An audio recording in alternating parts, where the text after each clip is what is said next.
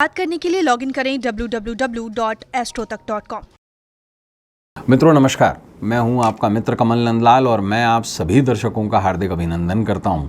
Astro तक की खास प्रस्तुति कमल नंदलाल के महा उपाय जो आपके जीवन को सरल, सुगम और सफल बनाए, सिर्फ एस्ट्रो तक पर। तभी तो आपसे कहता हूं एस्ट्रो तक को लाइक करें, सब्सक्राइब करें, वीडियो ज़रूर शेयर करें और पुण्य ज़रूर कमाएं। और मेरी सेवाएं अगर आप लेना चाहें तो सीधा आ जाइए astrotak.com पर, मेरे प्रोफाइल पर आकर सर्विस सेलेक्ट कीजिए, सीधा वहीं से मुझे कॉल मिला लीजिए, मुझे आपके कॉल का इंतज़ार रहेगा।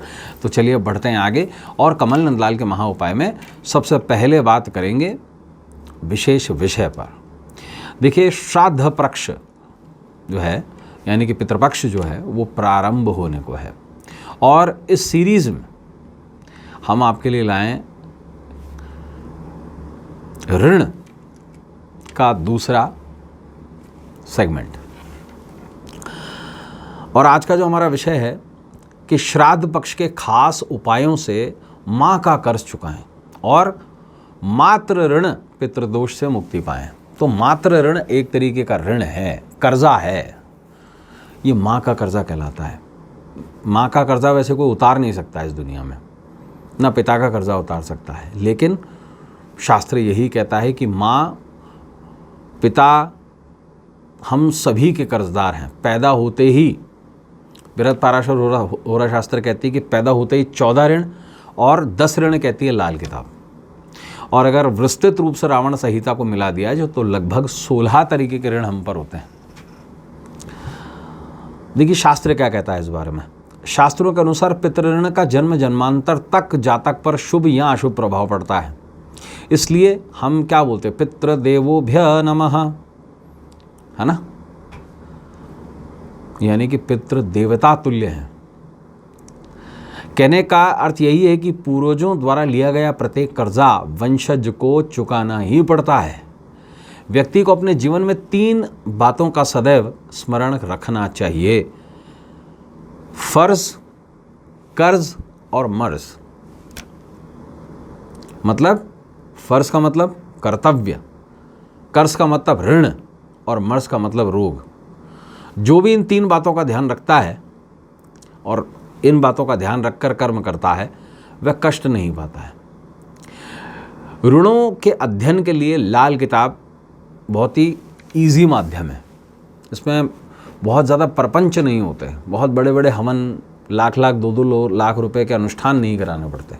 इसमें बहुत सीधे सरल उपाय होते हैं और हमने जो आपको सॉल्यूशंस देंगे वो रावण संहिता, लाल किताब, जबाल उपनिषद, इन सबको मिला करके दिया है।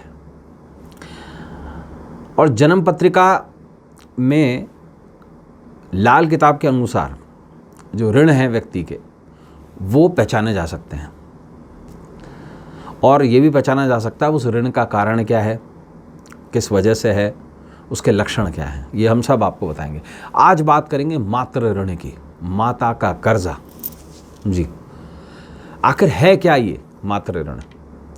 देखिए, लाल किताब के अनुसार चौथे भाव का नैसर्गिक स्वामी चंद्रमा को माना जाता है, कारक। वैदिक एस्ट्रोलॉजी के अनुसार कारक चौथे भाव का चंद्रमा है।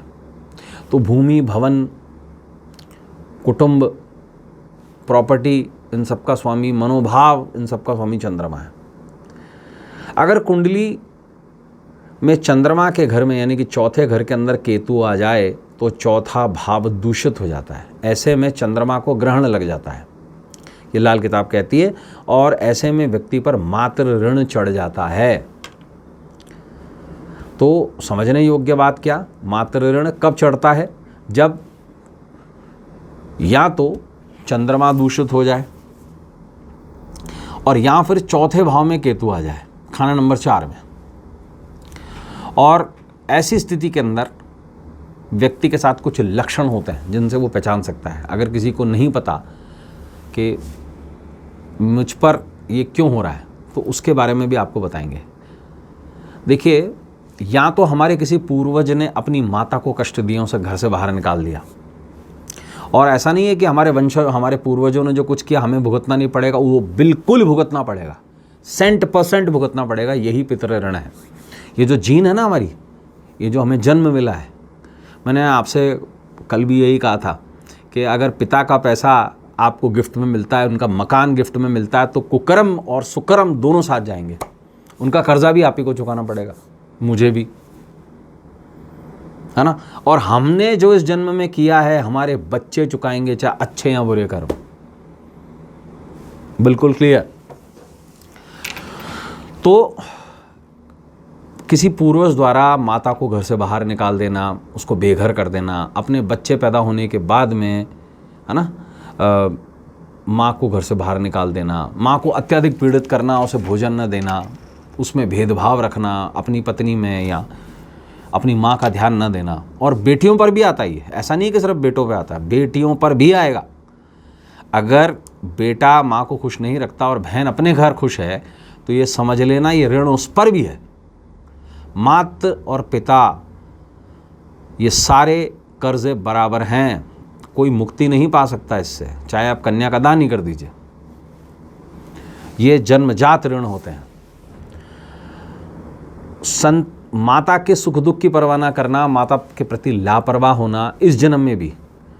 संतान के जन्म के बाद माता को बेघर कर देना, घर में अगर कुआं है या बोरवेल है तो उसको बंद करवा देना, उसमें कूड़ा करकट डालना, उसमें गंदा पानी डाल देना, ये मातृ ऋण के लक्षण है। और लक्षण क्या है इसके? कारण तो मैंने आपको बता दिया, इसके कारण ये होते हैं। और सबसे बड़ा कारण होता है चौथे भाव में केतु। अब मातृ ऋण के लक्षण क्या है? घर की दीवारों में लगातार सीलन होना, छत के नीचे बोरवेल या ढका हुआ कुआं, यानी कि अगर किसी ने कुआं अपने चार दीवारी के अंदर लगाया और ऐसी स्थिति में लगाया कि उसके ऊपर छत है या कुआं ढका हुआ है, तो भी किसी तरह की मदद ना मिलना, किसी से भी आप मदद मांगते रहें और कोई मदद ना करे, जमा धन फिजूल के कामों में खर्च हो जाना, अय्याशी में खर्च हो जाना, कर्ज चढ़ना और उतरने का नाम न लेना, घर की शांति बिल्कुल ख़त्म हो जाना, व्यक्ति सुख शांति से भोजन भी न कर पाए, आप भोजन करने बैठे हैं और ऊपर से चप्पल पड़े, ये होता है। आप पूरा दिन शांति से गुजार लीजिए, लेकिन आप जिस समय खाना खा रहे होंगे उस समय टोका टाकी होगी ही होगी, चाहे आपका जीवन साथी कुछ करेगा या कोई कुछ करेगा या कोई गड़बड़ी का फ़ोन आ जाएगा। सुख से खाना नहीं, और बेटाइम खाना, रात को 3 बजे खाना खाना, है ना, सुबह 4 बजे खाना खाना, ये है मातृ ऋण के लक्षण। और सबसे बड़ी बात, मनोरोग या मनोविकार, ये है मातृ ऋण के लक्षण। आप खुद को जज करिए इसमें कहाँ पे हैं हम। अब इससे मुक्ति कैसे पाएं? देखिए 3 उपाय, और ये रावण संहिता, लाल किताब और जवाल उपनिषद, तीनों में है ये इंडिकेटेड। क्या करना है? लाल किताब क्या कहता है कि कुटुंब के सारे सदस्य जो आपके गोत्र के हैं, चाचा के बच्चे, सभी, ताऊ के, इत्यादि इत्यादि, कुटुंब के हर सदस्य से बराबर भाग चांदी लेना, चाहे 50-50 रुपए की चांदी ले लीजिए, छोटा छोटा चौकोर टुकड़ा, और इसे बहते पानी में एक ही दिन में सारे इकट्ठे करके जितने भी टुकड़े हैं आपके पास में बहा दीजिए। इससे मातृ ऋण से मुक्ति मिलती है, नंबर 1। और ये तीनों उपाय करना है, एक नहीं, तीनों।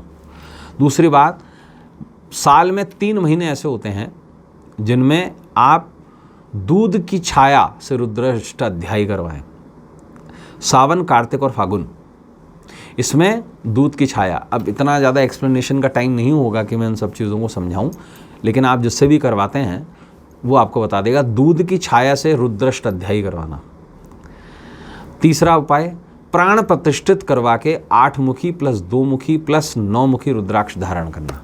अगर ये करते हैं तो निश्चित रूप से मातृ ऋण से मुक्ति मिलती है। तो दोस्तों आज के लिए बस इतना ही। कल आपसे फिर मुलाकात होगी, तब तक देखते रहें एस्ट्रोतक और अपने मित्र कमल नंदाल को। उम्मीद के साथ इजाज़त दीजिए कि हम सभी का आने वाला कल आज सुखद हो, सुंदर हो, स्वर्णिम हो, बेहतर हो। नमस्कार, नमः शिवाय, हर हर महादेव।